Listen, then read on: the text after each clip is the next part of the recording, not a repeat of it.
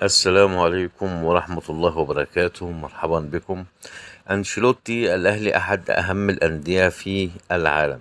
قال الإيطالي كارل أنشيلوتي المدير الفني لفريق ريال مدريد الأسباني لكرة القدم أن الأهلي المصري فريق ذو باع كبير وأحد أهم أندية كرة القدم حول العالم، كما أنه شارك في بطولة كأس العالم للأندية عدة مرات ويمتلك لاعبين رائعين.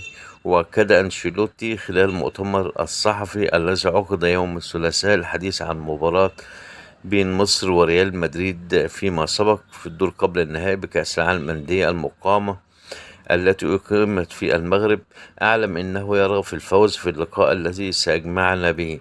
وأضاف أنشيلوتي في تصريحات نشرها الأهلي عبر موقعه الرسمي أن فريقه يحترم الأهلي كثيرا لأنه رائد في أفريقيا ويملك تاريخا كبيرا مع كرة القدم، وهذا يزيد من احترامنا للأهلي حيث أن كلا الفريقين سيلعبان من أجل الفوز.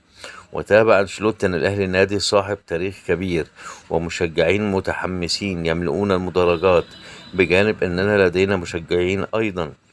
لذلك ستكون مباراة رائعة وممتعة لأننا نعلم جيدا أننا نتنافس مع فريق كبير من أجل الوصول إلى المباراة النهائية.